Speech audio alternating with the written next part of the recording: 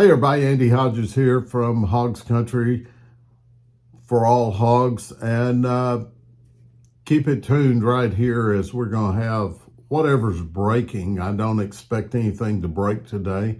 Don't look for it to happen today.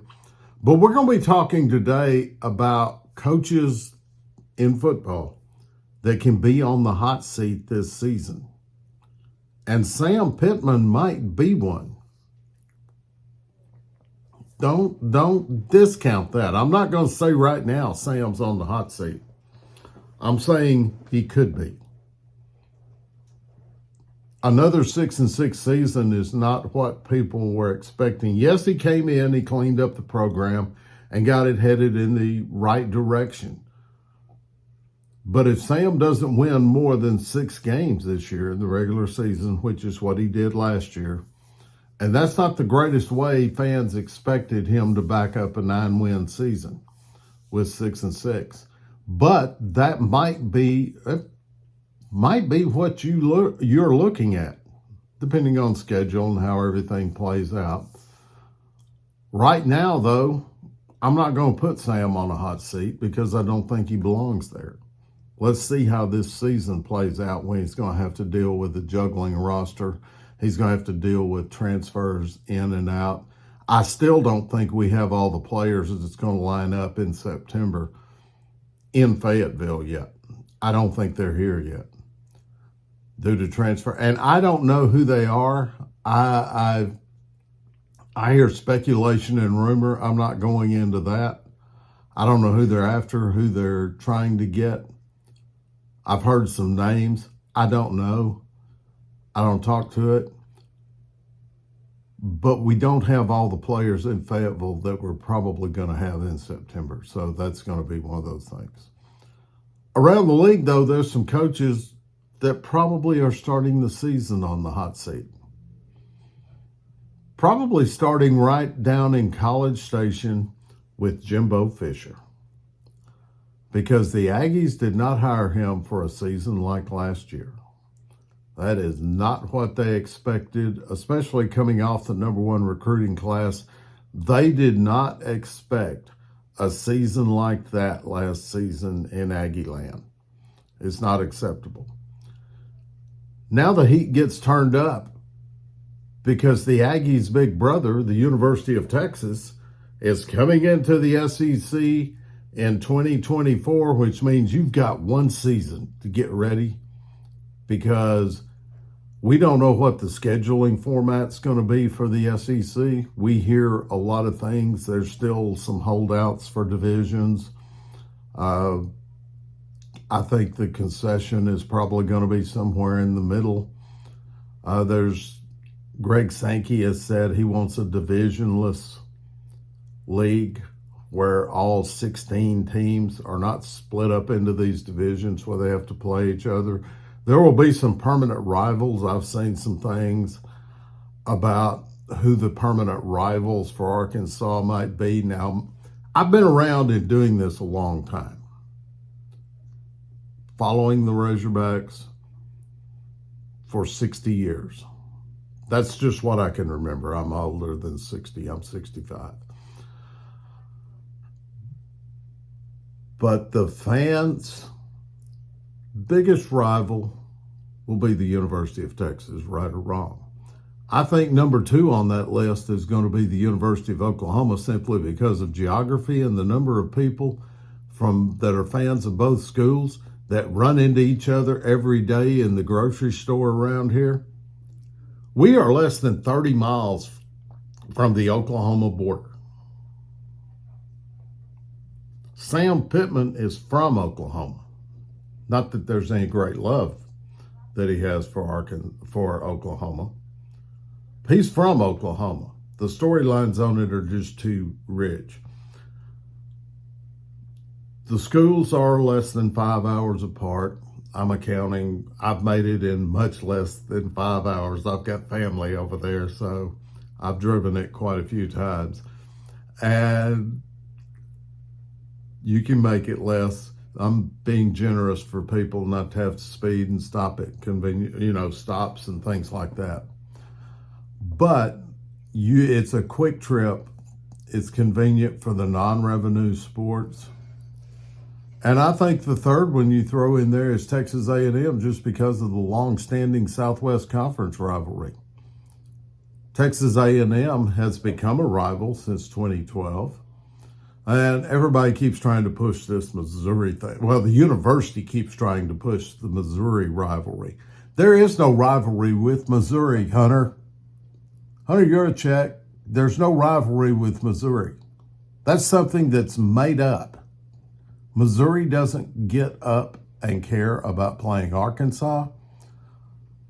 The overwhelming majority of Razorback fans don't care about the Missouri games. That's reflected in the records.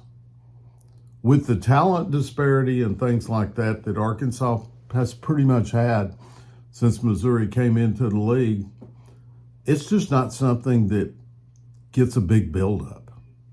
Nobody cares. Get rid of Missouri. Play them every 4 years. Who cares? So that's just my 2 cents worth. By the way, Missouri's got a coach that is on the hot seat. Let's get back to that right quick. Eli Drinkwitz is going to be on the hot seat at Missouri, who somehow thinks that the football coaches have to win games up there when most of the Missouri fans don't even care. I don't know why anybody'd want that job other than just to say on their resume they had an SEC coaching job. Eli Drinkwitz is on the hot seat. He's got to go somewhere.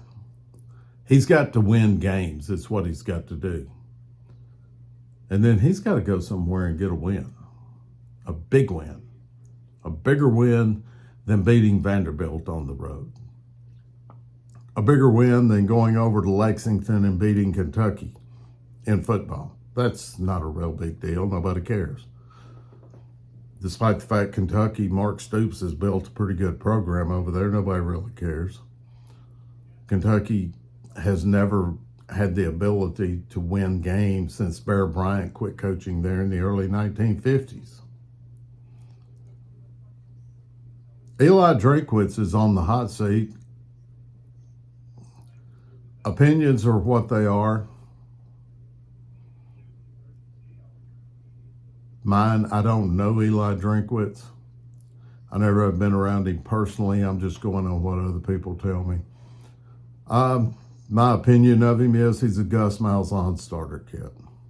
So we'll see if he can win enough games to keep a job at Missouri, and I'm not real sure how many people's going to be knocking down the door to get to Columbia to coach that football team. But Missouri shouldn't even be on Arkansas's permanent road rivals, the 3 in football that they play. It should be Oklahoma, Texas, Texas A&M.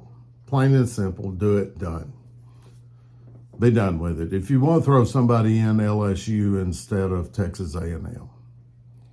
But Oklahoma and Texas, I think, pretty much have to be there for the 3 permanent rivals that Arkansas plays. Oklahoma as much for geography and the fact that that could be a huge rivalry because of the relationship of so many fans.